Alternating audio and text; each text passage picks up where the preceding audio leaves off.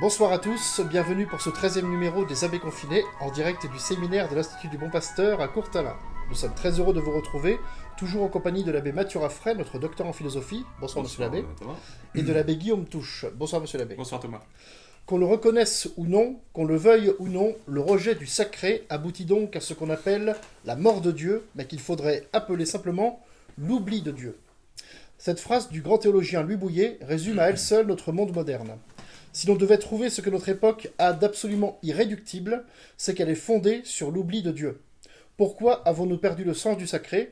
Quelles sont les conséquences de l'oubli de Dieu pour nous et pour notre société? C'est ce que nous allons voir ensemble.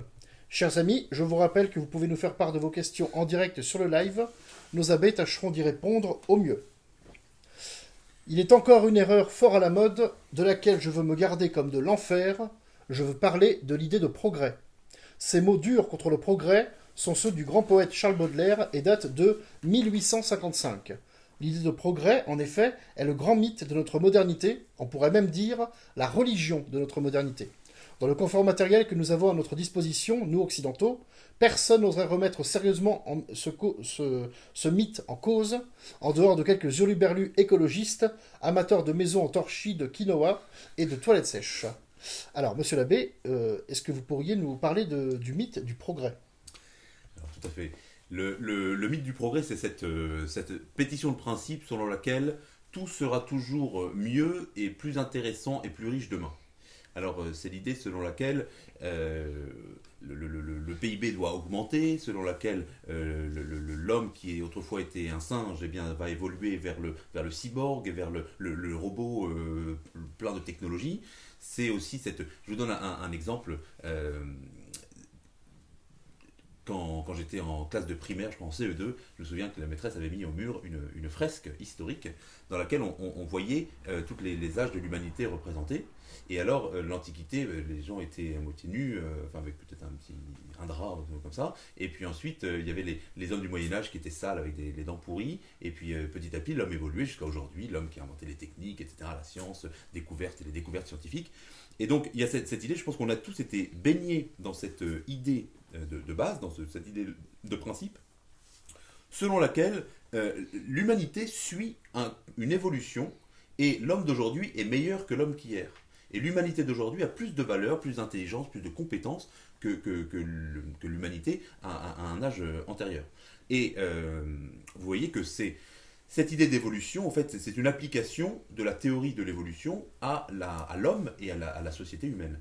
C'est-à-dire que si nous étions autrefois des singes, qu'on est devenus des hommes, et que demain on sera des robots augmentés, des esprits purifiés, des clés USB géniales, des intelligences artificielles, etc., eh bien c'est normal qu'au cours de l'histoire de l'homme, eh bien, il y ait une évolution moins petite, ne serait-ce que symbolique, ne serait-ce que matérielle, qui prouve cette évolution de l'espèce elle-même. Alors, je pense que, au contraire, je disais que c'est un mythe parce que c'est une pétition de principe, et il faut opposer à ce mythe, au contraire, l'idée philosophique de la fixité de l'espèce humaine. À savoir que l'homme, l'espèce humaine, est exactement la même aujourd'hui qu'il y a 100, 1000 et 10 000 ou peut-être 100 000 ans. C'est-à-dire que la nature humaine a un certain nombre de capacités, de compétences, de vertus, de puissance, etc.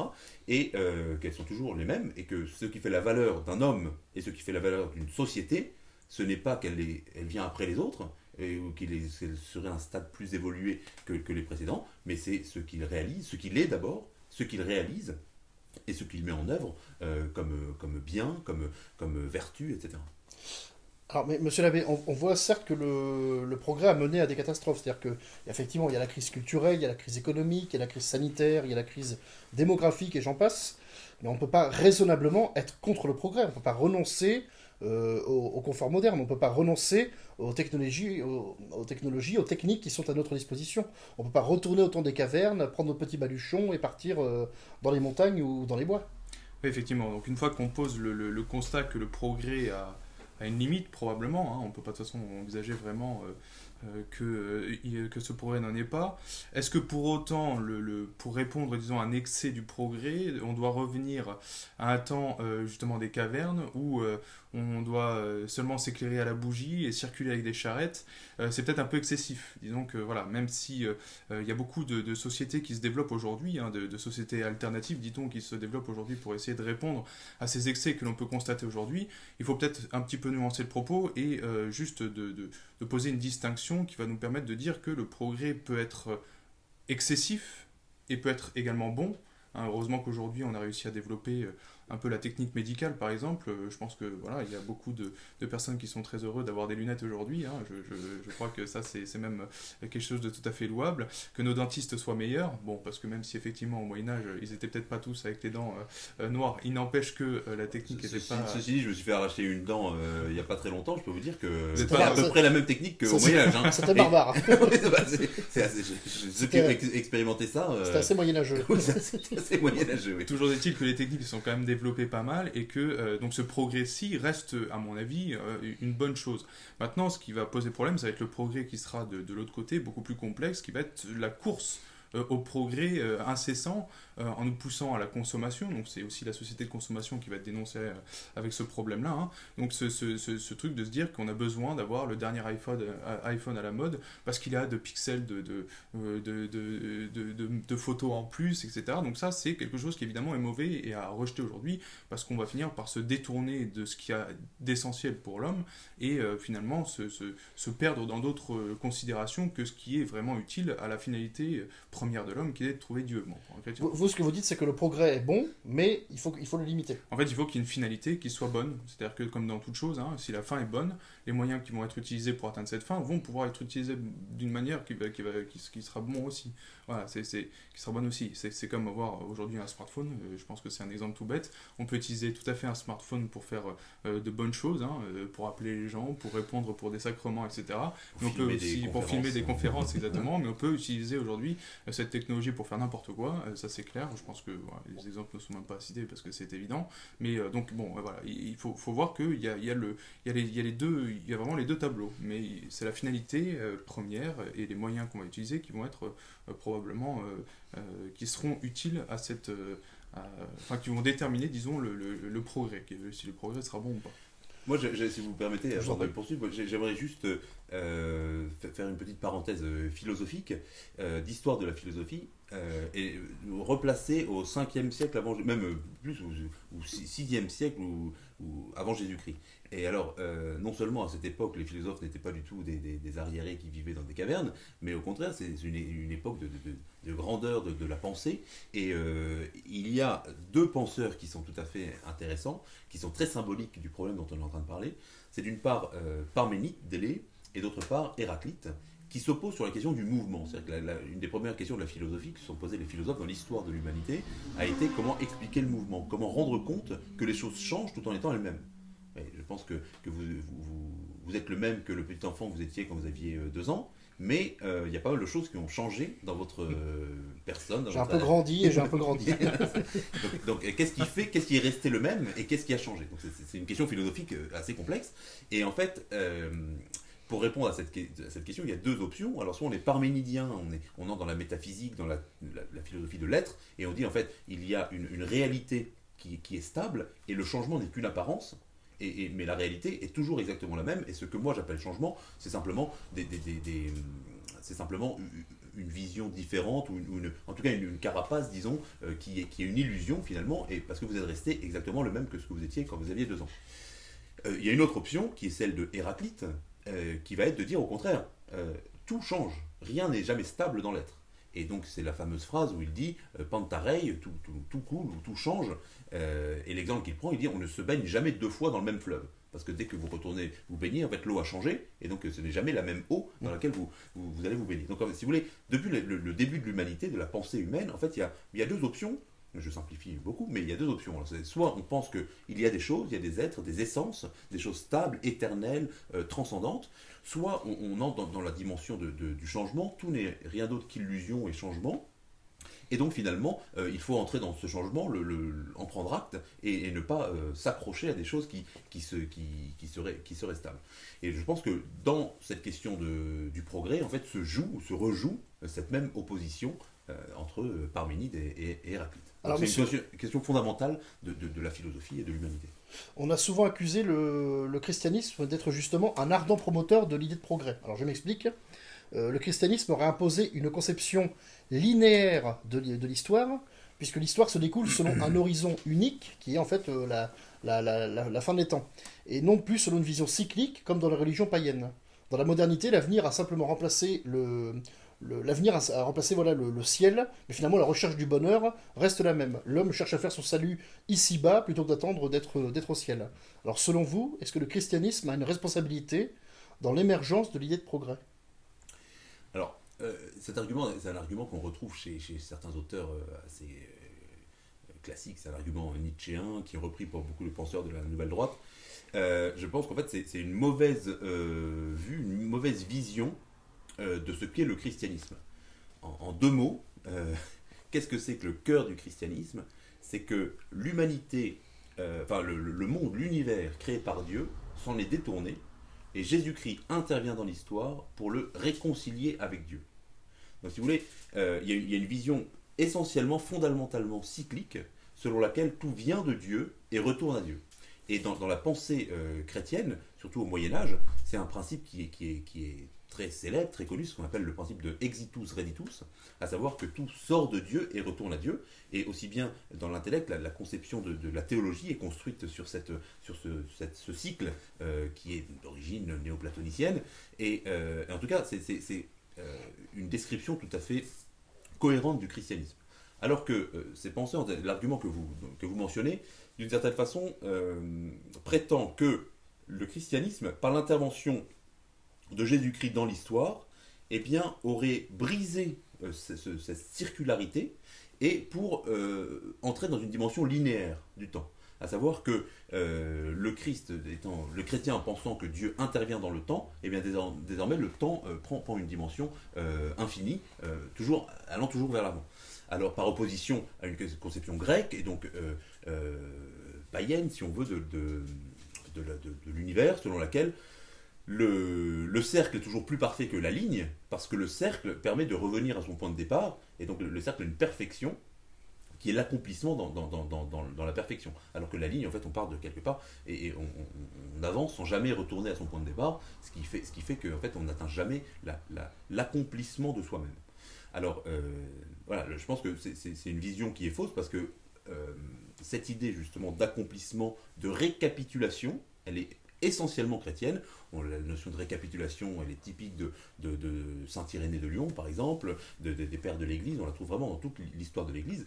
Et je pense que la vision, effectivement, du progrès linéaire est sans doute, si on doit la lier au christianisme, elle est sans doute une vision très moderne qui naît du protestantisme ou d'interprétation très moderne du christianisme, mais elle n'est pas du tout essentielle à la foi chrétienne. Alors justement, on l'a vu, il y a eu le grand rêve du progrès, en fait, qui est un rêve en fait d'autodéification de l'homme. Le théologien Henri de Lubac disait que l'origine première de la modernité, son esprit profond et la raison de sa pénétration dans le monde, c'est le refus de la foi. Le monde occidental a perdu le sens du surnaturel. Alors, monsieur l'abbé, comment est-ce qu'on en est arrivé à perdre le sens du surnaturel? Je pense que de Lubac a tout à fait raison sur cette citation. Quelque part, ça résume un petit peu le défaut premier de la nature humaine. C'est vraiment cette volonté de se départir de toute influence divine. C'est presque la même motivation que le péché original, j'ai envie de dire. C'est-à-dire qu'on veut rejeter Dieu complètement pour se prouver à nous-mêmes qu'on est capable de s'autogérer. Donc c'est vraiment le même défaut que le péché original. Ce qui s'est passé, des analyses un peu philosophiques qu'on peut faire de ça, c'est que à partir pour prendre une date un peu symbolique quand même, parce qu'il faut qu'il y ait un début pour expliquer les choses, à partir du siècle des Lumières, la société s'est beaucoup plus tournée vers l'homme. On est passé d'une société plus théocentrée à une société plus homocentrée, qui va plus se tourner vers l'homme. On le voit dans l'art, dans la musique, dans beaucoup de domaines, même au niveau de la gestion de la société, c'est très, très intéressant de voir ça. Et donc l'homme se tourne petit à petit de plus en plus vers lui-même, va chercher voilà, à se comprendre lui-même, à vouloir se prouver plein de choses à lui-même, et inévitablement, ça va mettre de côté la question de la transcendance. On reste sur un niveau complètement horizontal et on perd toute verticalité, toute voilà, transcendance de vouloir partir vers quelque chose qui nous lie, qui explique peut-être le mystère de certains mystères de l'homme, certaines difficultés, certaines voilà, cette volonté ou ce côté divin qu'on a en nous, je dirais, hein, cette image et cette ressemblance de Dieu qu'on a en nous, qui doit normalement nous porter vers quelque chose de plus grand, bien être un peu coupé par cette volonté de rechercher l'homme pour l'homme, et qui va priver petit à petit, pour arriver à ce que l'on connaît aujourd'hui, la société de toute forme de spiritualité, si on veut, si ce n'est celle que l'homme lui-même a créée finalement, parce que c'est ça la conclusion, c'est l'homme qui va créer sa transcendance, sa surnaturalité, qui n'en est pas une, c'en est une fausse. Voilà. Mais alors, ce sens du surnaturel, cette transcendance, est-ce qu'on l'a définitivement perdu? Non, bien sûr que non. Ça, je pense que on ne peut pas perdre l'aspect transcendantal en l'homme, parce que je pense que c'est inscrit en nous. Concrètement, on le sent. C'est ce que je disais tout à l'heure. Je dirais même que c'est inscrit dans la nature. Dans la nature, oui, bien sûr, bien sûr. C'est-à-dire qu'on est créé à l'image et à la ressemblance de Dieu, donc on est en soi naturellement porté à se tourner vers Dieu. Après, ce qui est compliqué, c'est de trouver Dieu, ça c'est une autre question, mais on est naturellement porté à nous tourner vers Dieu. Et d'ailleurs, depuis le début de l'humanité, on voit que l'homme cherche à faire ça. Et que notre société est particulièrement décadente, qui par matérialisme exacerbé va se tourner uniquement vers la matière, vers ce qui est palpable, pour non pas ne pas penser, la conclusion c'est ça, mais c'est pour s'empêcher de penser à ce vers quoi elle tend normalement. Voilà, je pense que c'est la conclusion. Tout à l'heure on parlait de partir, de quitter le progrès en allant s'installer dans les grottes ou avec son baluchon. Dans les montagnes. Dans les montagnes des chèvres. Je pense qu'il y a une certaine noblesse à vouloir quitter aussi le progrès et sa décadence moderne, et à vouloir recommencer tout à zéro, et à retrouver la nature, le sens du vrai, du concret. On en reparlera tout à l'heure, mais moi je pense que les vrais comment t'appelles ça, ces gens qui partent, les décroissants, les... Oui, tous les théoriciens, etc., devraient s'inspirer le plus possible de la vie monastique, parce que finalement, quand on réfléchit, le fondement de notre civilisation occidentale, chrétienne, eh bien, ça a été au IVe siècle, enfin, en tout cas, la diffusion, pas le fondement théorique, mais la diffusion pratique de la civilisation chrétienne, ça a été au IVe siècle, les monastères, à partir du 5e siècle, pardon, les monastères qui se sont diffusés partout en Europe, que ce soit selon l'ordre de Saint-Augustin, ou ensuite les bénédictins, évidemment, et puis toutes les réformes qui ont eu lieu. Toute l'Europe chrétienne s'est fondée sur ces îlots de vie hors du monde. Et c'est ça qui est absolument génial, c'est que le moine, finalement, les bénédictins, ils vivent en une sorte d'autarcie, c'est-à-dire qu'ils travaillent la terre, ils travaillent la matière, les choses très simples, ils n'ont pas besoin de smartphones et toutes ces avancées de la technologie. Mais quelle est la condition et quel est le sens de ce retour à la terre, à la simplicité, à la pureté de la nature humaine? Eh bien, c'est la prière, c'est-à-dire pour élever son âme vers Dieu. C'est la devise des bénédictins, ora et labora, il y a vraiment les deux dimensions. Et quand travailler et prier. Travailler et prier, pardon, oui, et quand on va visiter par exemple le monastère de Fongombo, qui est un monastère bénédictin aujourd'hui, qui fonctionne très bien avec de nombreux moines, je crois qu'ils sont au moins une quarantaine à Fongombo, c'est un système qui est complètement autonome. Donc si demain toute la société s'écroule, bon, faut pas dire ça trop fort parce qu'il y a plein de gens qui vont piquer l'idée sinon, mais eux ils auront du pain, ils auront de l'électricité parce qu'ils ont même un générateur d'électricité juste à côté de. Voilà, il y a un barrage, il y a tout ce qu'il faut pour pouvoir vivre en autarcie et ils seront capables de survivre tout seuls, quoi. C'est impressionnant d'ailleurs de voir ça. Donc le seul vrai, et puis économiquement parlant, n'en parlons pas, ils sont complètement autonomes également. Donc voilà, je pense que c'est un vrai exemple de vie alternative par rapport à la société, ça c'est clair. C'est même le plus parfait, je crois. Alors on voit que notre époque, si elle a rejeté la religion, elle garde néanmoins un intérêt pour les choses, disons, superstitieuses. On voit la vogue du paranormal, la cartomancie, la voyance, le tarot, les horoscopes. Comment est-ce qu'on peut expliquer ces phénomènes? Est-ce que cet effondrement du religieux et cette présence du superstitieux, c'est pas contradictoire? Alors, non, justement, je pense que c'est pas contradictoire.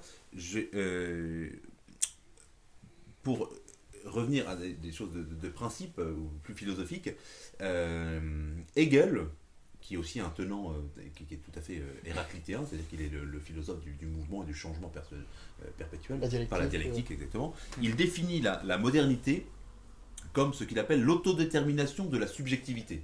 Alors ça fait un peu, en allemand ce sera encore pire, mais autodétermination de la subjectivité, il dit ça, j'ai noté la phrase, il explique, c'est le droit du sujet particulier, à se trouver satisfait.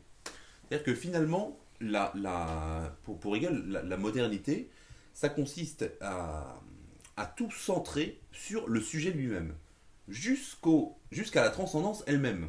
C'est-à-dire que finalement, la religion, le Dieu créateur, tout-puissant, rémunérateur, etc., ne peut être pensé que par rapport au sujet et en fonction de ce qu'il signifie pour le sujet.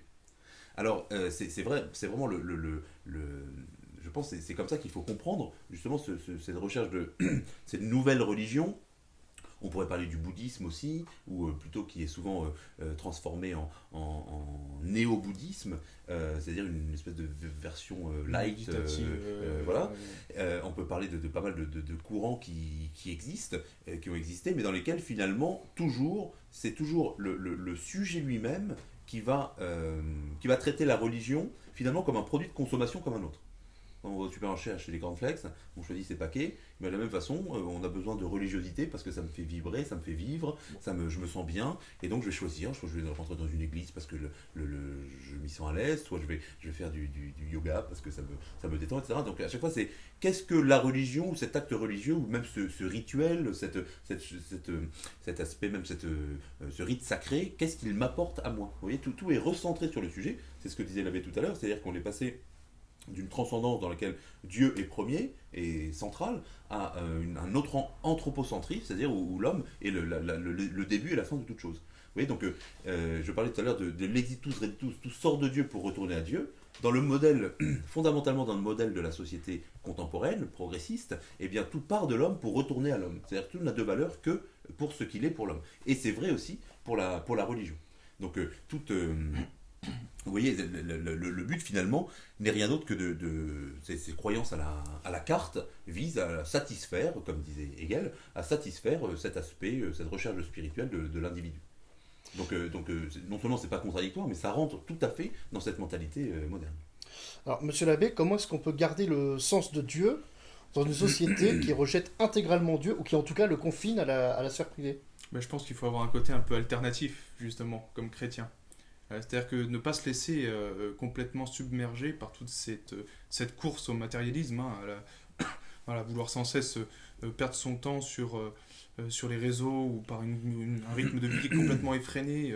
Voilà, j'ai mon travail, puis je rentre, puis je vais à la salle derrière pour faire un peu de sport, ou j'ai mon match, puis après le week-end, je vais aller voir. Enfin, sans cesse être en train de courir derrière la consommation ou le profit, ou je ne sais quel autre excès encore de notre société, la satisfaction personnelle, voilà, excès de notre société moderne.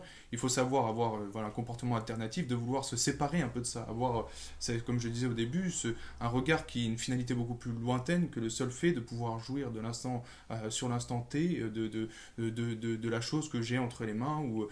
Il faut essayer de se projeter un petit peu, essayer de se demander, rechercher, à mon avis, rechercher Dieu, c'est la première des choses en fait. C'est pour aimer quelque chose, il faut le connaître. On ne peut pas aimer quelque chose qu'on ne connaît pas, ça c'est un principe tout à fait humain à comprendre. Donc pour aimer Dieu, pour vouloir l'aimer et même l'aimer encore plus, il faut le trouver d'une part et chercher à le connaître encore mieux pour pouvoir l'aimer plus. C'est toute la démarche du chrétien finalement d'ailleurs, c'est même quand on est converti ou prêtre ou catholique depuis tout petit, peu importe, baptisé par tout petit à l'enfance, etc., à la naissance, c'est pas pour autant qu'on a terminé de travailler entre guillemets la vision des choses, de la spiritualité, mais au contraire on doit continuer à les rechercher. On doit continuer à mieux connaître Dieu pour mieux l'aimer. C'est un peu le travail, je pense, qu'on essaie de faire chacun d'entre nous dans notre vie spirituelle, c'est mieux connaître Dieu pour mieux l'aimer. Et donc on doit vraiment faire l'effort de mieux connaître Dieu. Et pour ça, ça nécessite des retraites spirituelles, je pense. Le fait de partir, par exemple, dans ces lieux plus physiques alternatifs, comme un monastère, justement pour se couper un peu de toute cette course effrénée. Retraite spirituelle. Pour vraiment comprendre que toutes ces choses qui nous sont montrées, nous sont proposées comme complètement nécessaires à notre existence, finalement ne le sont peut-être pas tant que ça. Et qu'un chrétien, ou un homme même, qui pense peut-être un peu plus loin que sa simple vie sur Terre, et qui se pose la question de la vie après la mort, par exemple, doit se dire, s'il y a quelque chose, peut-être qu'il est intéressant de se projeter sur ça, et s'il y a une éternité à gagner, faut peut-être pas trop se planter maintenant, pour chercher. Mais je pense que, d'ailleurs, on assiste dans les derniers temps à un renouveau. Vous connaissez ce mot de, je crois que c'est Malraux, ou que c'est attribué à Malraux, mais que c'est pas vraiment de lui, qui dit le 21e siècle sera spirituel ou il ne sera pas. Et finalement, je pense qu'il y a un certain nombre de manifestations récentes qui montrent qu'il y a une soif, en tout cas dans la société française. Je pense aux Gilets jaunes, par exemple. Alors, sans vouloir rentrer dans les questions politiques, etc., je pense que si on regarde de l'extérieur, ce que ça signifie profondément pour la société française, c'est que la société, les hommes et les femmes les plus simples de la société ne se satisfont plus du mode de vie actuel, où on est toujours à la recherche de gagner de l'argent pour pouvoir le dépenser, et en fait on est traité vraiment comme un produit de consommation comme un autre, et donc il y a une espèce de soif du spirituel, vous voyez, qui est tout à fait différent de celui qui va à la FNAC chercher les bouquins de spiritualité pour essayer de faire son marché et de satisfaire son besoin de... Sa religion à la carte. Sa religion à la carte. Là, je pense que pour moi, enfin, en tout cas, les Gilets jaunes, au moins dans la première version, disons dans la version populaire, évidemment pas dans les générations d'extrême gauche, etc. Voilà, syndicalistes, tout ça. Mais je pense que c'était un véritable signe d'une recherche de quelque chose de plus grand, de quelque chose de différent, etc. La recherche d'un sens. D'un sens, et de sortir de cette société de consommation. Je peux en témoigner directement parce que je me suis rendu par curiosité à l'acte 3 à Paris, sur les Champs-Élysées, qui avait lieu. Donc j'étais en soutane avec un confrère en plein milieu des Gilets jaunes. Ça a été assez chaud d'ailleurs comme ambiance. Il y avait des CRS partout, du gaz lacrymogène partout, enfin bref. Et je me souviens, je m'étais dit, ça va peut-être être un petit peu chaud comme ambiance parce que c'est plutôt, j'avais plutôt l'impression d'avoir un milieu de gauche qui devait manifester. Et évidemment, une soutane en milieu de gauche, c'est rarement bien vu. Mais en tout cas, j'ai été particulièrement surpris de la qualité de l'accueil des gens, qui me remerciaient beaucoup d'être présents, qui trouvaient ça même assez beau de voir ça, et j'ai eu énormément de discussions très intéressantes toute l'après-midi avec des gens qui me posaient des questions sur la religion, sur ce que l'Église pensait de la crise sociétale actuelle, sur vraiment donc à tous les niveaux d'exégèse aussi. J'ai parlé pendant 1h30 d'exégèse avec un monsieur qui n'a pas compris grand chose, je crois, mais vraiment on essaie de se débrouiller comme on peut en tout cas, et j'ai même terminé pour dire à quel point je pense que c'est cette recherche de transcendance. J'ai même terminé cette journée-là en pleine rue entre deux grenades lacrymogènes par une confession dans la rue. Donc je crois que d'un gilet jaune, donc voilà, c'est quelque chose qui montre qu'effectivement il y a vraiment cette recherche profonde, je crois, de l'homme de cette transcendance. Complètement. Alors on a cité le bon mot de Chesterton qui parlait des idées chrétiennes devenues folles. Chesterton disait également que si on chasse le surnaturel, on n'aura plus rien de naturel. Autrement dit, si on supprime Dieu, il ne reste pas l'homme, il reste moins que l'homme. On le voit dans notre société, il y a un mépris pour la loi naturelle. Certes, alors on exalte l'écologie, la planète, il y a le capitalisme vert, voilà. Mais finalement, ce sont des visions très urbaines, ce sont des visions d'urbains. On manque de considération pour la vie, on le voit avec les lois sur la famille, sur l'avortement, sur l'euthanasie. Comment en est-on venu à perdre le sens des choses naturelles ? Il faudrait faire toute une histoire de la pensée. Moi, je verrais, si vous voulez, quelques étapes en philosophe, si vous voulez, ou en historien de la philosophie. Je verrais quelques étapes très importantes qui sont dans le domaine de ce qu'on appelle l'épistémologie, c'est-à-dire la théorie de la connaissance. C'est-à-dire, finalement, qu'est-ce que je peux connaître du monde ? Et si on étudie l'histoire de la philosophie moderne, d'une certaine façon, on peut voir que toute la pensée moderne a consisté à refuser ce principe qu'on appelle réaliste, selon lequel mon intelligence est capable de comprendre les choses, comprendre le monde tel qu'il est. Alors évidemment, on a besoin de temps pour les connaître, pour comprendre bien les choses, et puis si on veut les connaître à fond, selon des degrés toujours plus profonds, eh bien, il faut faire des études, rentrer dans des choses très complexes, et on n'arrivera jamais finalement à avoir une connaissance maîtrisée de l'ensemble de la nature. Mais en tout cas, si je vois un verre posé sur cette table, il y a un verre posé sur cette table. C'est-à-dire qu'il y a une correspondance entre mon intelligence et la réalité. Pourquoi ? Parce que mon intelligence, par principe, est faite pour le vrai. Elle est faite pour connaître la vérité. Toute la pensée moderne, d'une certaine façon, a consisté à détruire cette affirmation de bon sens. Alors ça peut paraître bizarre pour les gens qui n'ont jamais fait de philosophie, etc., de se dire mais comment ça ? Par exemple, vous avez un philosophe comme Descartes, encore on pourrait faire des conférences entières sur chacun de ces penseurs, mais pour dire les choses en deux mots, pour les gens qui ne connaissent pas du tout la philosophie moderne et contemporaine, pour Descartes, en fait, les idées sont en moi, sont à l'intérieur de moi-même, et elles n'ont aucun rapport avec la réalité. C'est-à-dire que, et même pour Descartes, c'est un système très complexe, dans lequel en fait Dieu crée la réalité, Dieu crée les idées, et il s'arrange pour que mes idées correspondent à la réalité. Pourquoi Descartes dit ça? Parce qu'en fait il dit ce à quoi j'ai accès n'est rien d'autre que ce que je pense. Et en fait je n'ai jamais aucun accès au monde extérieur. Ce qu'on appelle la solitude, le solipsisme du sujet cartésien, c'est-à-dire que, et c'est pour ça qu'on appelle cette philosophie un idéalisme, c'est-à-dire que je n'ai accès que à mes propres idées. C'est-à-dire qu'en fait finalement vous êtes une idée, je n'ai jamais accès à vous, mais j'ai accès simplement à l'idée que je me fais de vous, et je ne peux rien dire sur ce qui est à l'extérieur de mes idées. Bon. Alors ça a des conséquences concrètes sur notre, les conséquences, sur notre vie quotidienne. C'est le relativisme de la vérité, en fait. Exactement. C'est d'abord le subjectivisme. C'est-à-dire que ouais. Moi, je pourrais très bien dire, l'abbé parlait du verre tout à l'heure, avec cette même réflexion, je pourrais dire, mais en fait, moi, ce verre, je ne le vois pas. Donc, je pourrais dire qu'il n'existe pas, presque. Donc, moi, c'est vous qui façonnez votre réalité. J'ai eu des discussions comme ça avec des jeunes autour d'un verre, justement, dans un bar, où, pour leur essayer de leur montrer un peu l'objectivité de la vérité, etc., j'avais donc ce verre de bière qui était en face de moi, je leur montrais le verre. Je leur disais, bon voilà, on dit tous les deux que le verre existe, ok, donc à l'intérieur il y a une bière. Moi je dis que cette bière est verte pour partir du principe que c'est moi qui avais tort, et toi elle est jaune. J'ai demandé à cette personne de quelle couleur est la bière. Et elle m'a dit, mais en fait elle est verte pour toi et jaune pour moi. Je dis, oui, mais en fait ça répond pas à la question. Et c'est exactement l'expression de ça. Donc si la considération est qu'on a tous les deux raison, il n'y a plus de vérité en fait. Mais alors, c'est exactement le problème, mais c'est exactement ce qu'on disait tout à l'heure sur le principe de la modernité et de ce mythe du progrès qui fait l'homme centre de toute chose. Parce que finalement, si la réalité ne m'est pas donnée comme déjà là, mais que la réalité n'est que ce que je façonne dans mon esprit, alors je suis le centre de l'univers. C'est-à-dire que c'est moi qui détermine ce qu'est l'univers et ce qu'est la valeur de toute chose dans mon univers. Et ce qu'est la valeur des autres personnes aussi dans cet univers.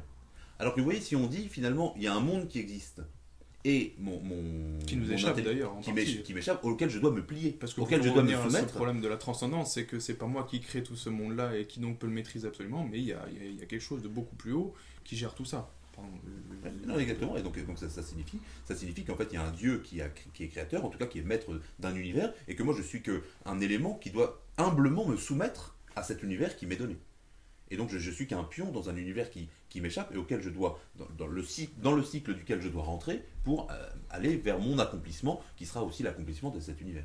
Alors que, encore une fois, si je rentre dans cette mentalité idéaliste, alors j'ai cité Descartes, on a pu parler de Kant et d'autres, de Hegel, que j'ai cité tout à l'heure, ou beaucoup d'autres penseurs actuels, finalement, le réel n'est rien d'autre, ça revient toujours à ça, le réel n'est rien d'autre que ce que je fabrique, et ce que je... dans mon intelligence, l'idée que je m'en fais, l'idée que je m'en fais, ou la conscience que j'en ai, ou le sentiment qui me porte à le considérer comme tel, ou alors il y a plusieurs options, si vous voulez, il y a eu plein de façons d'exprimer ça, mais c'est toujours le même principe, à savoir que, en tout cas, il n'y a pas de données objectives auxquelles j'ai un accès immédiat, et le monde n'est rien d'autre que la façon dont je le conçois. Merci beaucoup, messieurs les abbés, de nous avoir éclairés sur ce sujet. Pardonnez-nous pour le côté court de l'émission. Nous avons eu quelques petits problèmes techniques en début d'émission. Je me permets de vous présenter rapidement quelques livres. Alors, le premier, je vous en ai déjà parlé, mais j'insiste beaucoup dessus parce que c'est un livre qui est vraiment brillant. C'est le livre de Marcel Decorte, L'intelligence en péril de mort. Marcel Decorte est un philosophe. Il se revendiquait de la pensée d'Aristote et de saint Thomas d'Aquin, mais aussi de Jacques Maritain, d'Étienne Gilson. Il a enseigné à l'université de Liège, et il s'est beaucoup intéressé à la question de l'influence de la Révolution française et de la Révolution industrielle sur la perte du sens moral et social dans l'homme, dans la modernité. Et ce livre, L'intelligence en péril de mort, ce sont en fait des réflexions sur la perte du sens du réel, sur la manière dont on a perdu le réalisme pour tomber justement, comme vous disiez, dans l'idéalisme, dans l'utopie. Et finalement, il en appelle à un retour au réel. Donc c'est un livre philosophique, mais c'est aussi un livre social, c'est aussi un livre politique, c'est vraiment un livre essentiel et très très accessible.